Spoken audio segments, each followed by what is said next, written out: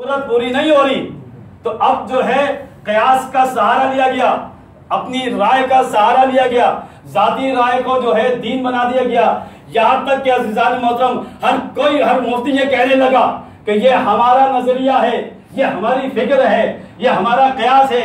تو عزیزان محترم آخری نبی کے بعد بھی وہی سلسلہ جو ہے جو ہر نبی کے زمانے میں ہوا، ہر نبی کے جانے کے بعد جو ہے سیرت کو بگاڑا گیا، کتابوں کو بگاڑا گیا، لیکن آخری نبی کے بعد جو ہے اللہ تعالیٰ نے کتاب کی ذمہ داری خود لی۔ اِنَّا نَحْنُ نَزَّلْنَا الذِّکْرَ وَإِنَّا لَهُ لَحَافِظُونَ، کتاب کو میں نے ہی نازل کیا ہے، میں ہی اس کی حفاظت کروں گا۔ اب عزیزان محترم بات صرف کتاب کی نہیں ہے، شریعت کی بھی ہے، دین کی بھی ہے، سیرت نبی کی بھی ہے۔ اگر سیرت نبی بگڑ جائے گی تو یقینی طور پہ جو ہے نہ دین صحیح مل سکتا، نہ سیرت صحیح نظر آتی۔ بس عزیزان محترم اللہ تعالیٰ نے ایسا انتظام کیا کہ دیکھو ہر زمانے میں جو ہے دین کو بگاڑنے والے بہت تھے، لیکن کسی بھی زمانے میں جو ہے دین بچانے والے موجود نہیں تھے۔ آخری زمانے میں اللہ تعالیٰ نے ایسا انتظام کر دیا کہ کتاب کی حفاظت میں کروں گا، اور ایک محمد بھیجوں گا سیرت بنانے کے لیے، اور 12 محمد بھیجوں گا سیرت بچانے کے لیے۔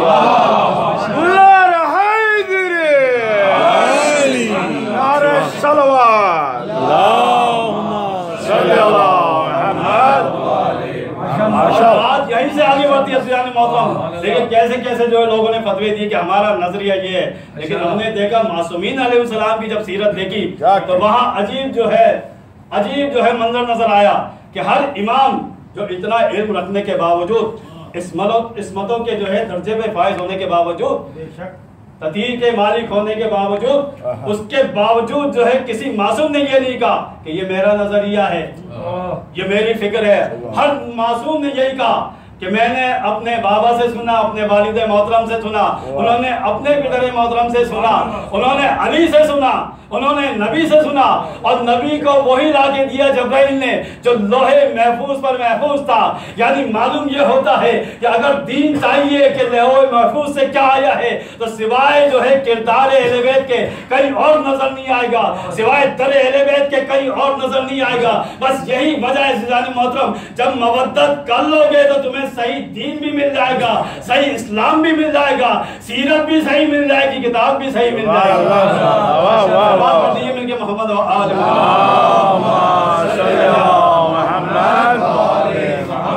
لیکن مودت کرنے کا مطلب یہ نہیں کہ اہل بیت کو ہم کوئی فائدہ پہنچا رہے ہیں۔ بہت توجہ چاہتا ہوں جس طرح ہم نماز پڑھتے ہیں، نماز جو ہے اللہ کے فائدے کے لیے نہیں ہوتی، اسی طرح اگر نبوت کا اقرار کرتے ہیں ہم تو نبوت کا اقرار کرنا نبوت کو فائدہ پہنچانے کے لیے نہیں ہوتا۔ توحید کا اقرار کرنا توحید کو فائدہ پہنچانے کے لیے نہیں ہوتا۔ فائدہ ہمیں ملتا ہے، کیا ملتا ہے؟ توحید کا اقرار کرتے ہیں تو شرک کی جو ہے نجاست سے محفوظ ہو جاتے ہیں، اور جیسے ہی نبوت کا اقرار کرتے ہیں تو ہم کفر کی نجاست سے محفوظ ہو جاتے ہیں۔ اب کوئی ایسا بھی ہونا چاہیے عزیزان محترم کہ زمانے میں اس کی مثال نہیں ملتی۔ ہر زمانے میں کلمہ اسی لیے محدود تھا کہ کیونکہ یا شرک سے بچنا تھا یا کفر سے بچنا تھا، لیکن آخری زمانے میں جو ہے آخری نبی کی شریعت میں جو ہے کچھ ایسے بھی ہوں گے جو صرف شرک سے ہی نہیں بلکہ جو ہے کفر سے ہی نہیں بلکہ نفاق سے بھی بچنا ہے۔ تو لہٰذا جو ہے اللہ تعالیٰ نے انتظام کیا، اگر نفاق سے بچنا چاہتے ہو تو مودت اہل بیت کرتے چلے جاؤ۔ جب مودت اہل بیت کر لو گے تو شرک سے بھی بچ جاؤ گے، کفر سے بھی بچ جاؤ گے، نفاق سے بھی بچ جاؤ گے۔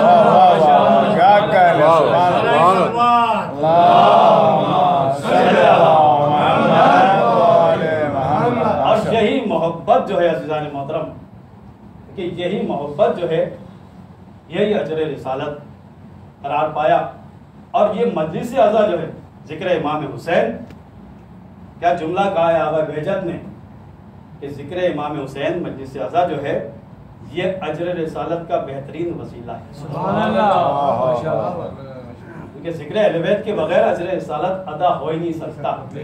مودت اہل بیت کی جو ہے سب سے بڑی علامت یہی ہے کہ آپ یہاں پر آ گئے، اور ایسی قربانی عزیزان محترم امام حسین کی، اس پہ آپ توجہ فرمائیے کہ امام کا انکار اس کی قیمت سمجھ جائیے عزیزان محترم، کیونکہ امام کے خون کے قطرے کی بھی قیمت، بہت توجہ چاہتا ہوں، امام کے سجدے کی بھی قیمت، اور مومنین کے آنکھوں سے جو محبت امام حسین میں آنسو نکلتے ہیں اس کی بھی بڑی قیمت ہے. من بکا او اب کا او تباہ کا وجبت لہ الجنہ. بہت توجہ چاہتا ہوں سیدھا محترم کہ امام حسین نے جو انکار کیا ہے اس انکار کی قیمت کیا ہے.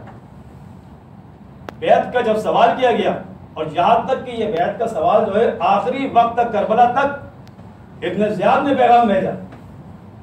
ابن زیاد نے پیغام بھیجا ابن سعد کو ایک خط کے ذریعے کہ کسی بھی طرح امام حسین سے بیعت لی جائے. اور ابن سعد اہل بیت کے مزاج کو جانتا تھا. اس نے ایک جملہ کہا خط پڑھنے کے بعد, انا بین جنبہ قلب ابی. یہ کیسا سوال کر رہا ہے بیعت, کہاں حسین اور کہاں بیعت. انا بین جنبہ قلب ابی. حسین کے سینے میں وہی دل دھڑک رہا ہے جو علی کے سینے میں دھڑک رہا ہے. یعنی ابن سعد بھی جانتا تھا کہ جس طرح علی نے کسی کی بیعت نہیں کی, جس طرح حسن نے کسی کی بیعت نہیں کی, اس طرح حسین بھی کسی کی بیعت نہیں کی. بس جہاں پر جو ہے ایک مرتبہ حسین کا انکار کرنا اس کی قیمت کیا ہے. عزیزان محترم ذرا سوچئے, اگر امام حسین بیعت کر لیتے, نقرے کفر نواشت معاذ اللہ, اگر امام حسین بیعت کر لیتے تو اس کا نتیجہ کیا نکلتا؟ امامت کا سلسلہ وہیں ختم ہو جاتا. بہت توجہ چاہتا ہوں, امامت آخر تک نہیں جاتی. 12 امام کی حدیث موجود ہے. اس کے علاوہ پھر امام حسین کو امام اعلان کس نے کیا تھا؟ امام حسن نے کیا تھا. امام حسن کی امامت بھی ختم ہو جاتی. امام حسن کو جو ہے کس نے امام بنایا تھا؟ اللہ کے حکم سے مولا کائنات نے امام حسن کو امام بنایا تھا. لہٰذا وہ امامت جو ہے جو مولا کو غدیر کے اندر حاصل ہوئی تھی اللہ کے حکم سے, وہ امامت بھی ختم ہو جاتی. بہت توجہ چاہتا ہوں. اور اس کے بعد جو ہے بات آتی نبوت پر, نبوت کا بھی خاتمہ ہو جاتا. یہاں تک کہ حضرت عیسیٰ میں بات آتی. حضرت عیسیٰ نے فرمایا تھا اور قرآن میں آیت موجود ہے کہ میرے بعد ایک نبی آئے گا جو سچا نبی ہوگا, جس کا نام جو ہے احمد ہوگا. یعنی یہاں تک کہ حضرت عیسیٰ کا یہ قول بھی جو ہے سچا ثابت نہیں ہوتا.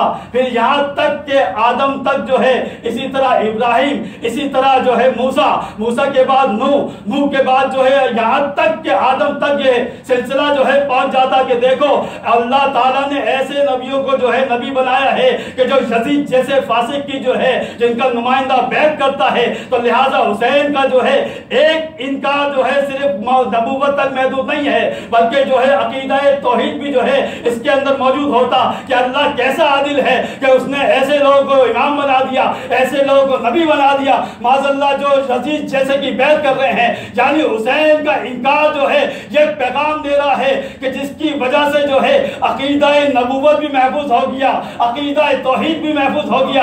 اب سمجھ جائیے کہ حسین جو ہے کیوں وارث انبیاء ہے, کیوں وارث آدم ہے, کیوں وارث نوح ہے, کیوں وارث ابراہیم ہے, کیوں وارث موسیٰ ہے, کیوں وارث عیسیٰ ہے. اس لیے کہ حسین نے جو ہے سب کا وہ کردار ادا کیا ہے. اگر حسین بیعت کر لیتے تو سب کی محنتیں ختم ہو جاتی. لہذا حسین کا انکار اتنا قیمتی ہو گیا. حسین کے انکار کے ذریعے جو ہے عقیدہ توحید بھی محفوظ ہوتا ہے, عقیدہ نبوت بھی محفوظ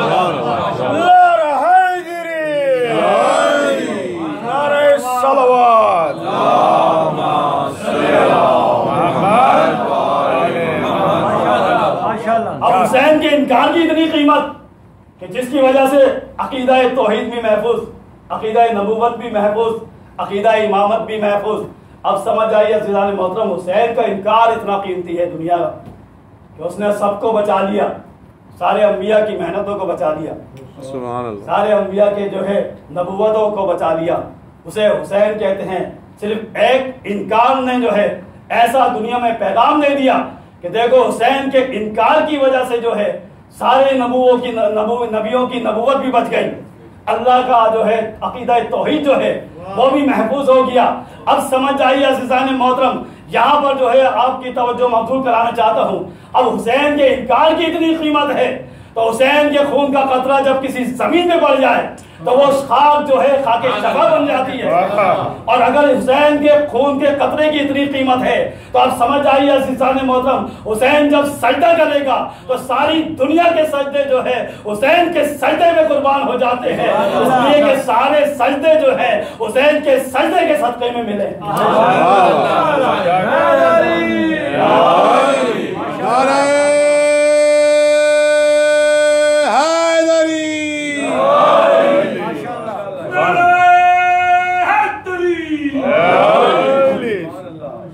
حسین کے جو ہے سارے صدقے سجدے جو ہے جتنے بھی ہیں دنیا میں صدقہ امام حسین کے ایک سجدے. اور پھر اب سمجھ آئیے عزیزان محترم، اب اس حدیث پہ تعجب نہیں ہونا چاہیے. جہاں حسین کے انکار کی اتنی قیمت، حسین کے خون کے قطرے کی اتنی قیمت، امام حسین کے سجدے کی اتنی قیمت، تو اب وہ محب جو حسینی بن کر آتا ہے اگر اس کی آنکھ سے جو ہے آنسو گر جائے، من بکا اور اب کا اور تباہ کا، عجب جو ہے معنی اس کے عجیب معنی ہیں. بکا کے معنی اگر کوئی روتا ہے، اب کا اگر کوئی کسی کو رلاتا ہے، اور تباہ کے معنی تو عزیزان محترم کسی بھی جو ہے عبادت میں یہ معنی نہیں آئے. تباہ کا جو رونے جیسی شکل بناتا ہے. آپ نماز پڑھیں خالی شکل بنا لیں نماز کی، آپ کی نماز ادا نہیں ہو سکتی. دن بھر کھڑے رہے آپ شکل بنا کے، مجسم بن جائیں آپ، نماز ادا نہیں ہوگی، نماز قبول نہیں ہوگی. اسی طرح روزے، حج، جتنی بھی عبادتیں ہیں خالی شکل بنانے سے عبادت جو ہے قبول نہیں ہوتی. صرف امام حسین کی یہ فضیلت ہے کہ اگر روتے ہو، آنسو نکل رہا ہے، تب بھی جنت واجب ہے. اگر جو ہے کسی کو رلا رہے ہو تب بھی جنت واجب ہے. نہ رلا سکتے ہو نہ رو سکتے ہو، صرف شکل بھی بنا لی رونے جیسی، تب بھی جنت واجب ہے. یعنی امام حسین کی صرف جو ہے یہ مصائب کی جو ہے ایسی عبادت ہے کہ جس میں جو ہے شکل بنانے پر بھی جنت واجب ہے. کیوں کہ اس کے اندر جو ہے امام حسین کا انکار بھی چھپا ہوا ہے، اس کے اندر معرفت امام حسین چھپی ہوئی ہے، اس کے اندر جو ہے امام حسین کے سجدے محفوظ ہے، عقیدہ توحید محفوظ ہے، عقیدہ نبوت محفوظ ہے. لہذا کوئی بھی شخص جو ہے، اب سوال یہ کیا جاتا ہے کہ اتنی آسانی سے جنت کیسے ملے گی عزیزان محترم؟ تو ہم بھی یہی کہتے ہیں کہ اگر اتنا ہی آسان ہے تو ایک مرتبہ جو ہے فرش اعظم پر بیٹھ کر جو ہے آنسو بہا کے تو دیکھو. واہ واہ واہ سبحان اللہ. یہ صرف 10% لوگ جو ہے کیوں آنسو بہا رہے ہیں؟ مطلب یہی ہے عزیزان محترم کہ یہ نہ توفیق کسی کو حاصل ہوتی، نہ جو ہے کسی کی آنکھ سے آنسو جاری ہوتے، یہ خاص لوگوں کو توفیق ملتی ہے. لہٰذا توفیق ملنا سب سے مشکل کام ہے. جب توفیق مل جاتی ہے تو اگر جو ہے کوئی لشکر یزید میں بھی ہو تو حر بن کر جو ہے چشم زدن میں جہنم سے جنت میں آ جاتا ہے. سبحان اللہ سبحان اللہ.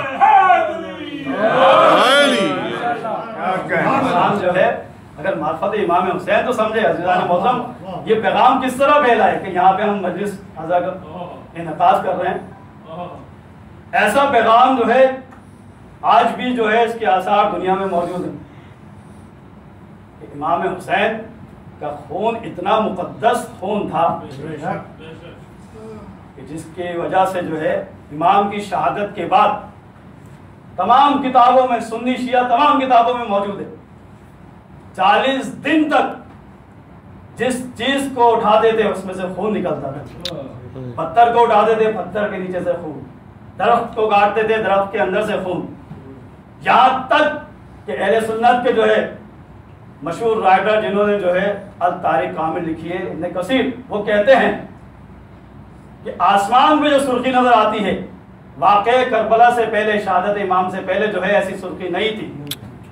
یہ سرخی بھی جو ہے یہ اسی وقت سے نظر آنا شروع ہوئی ہے.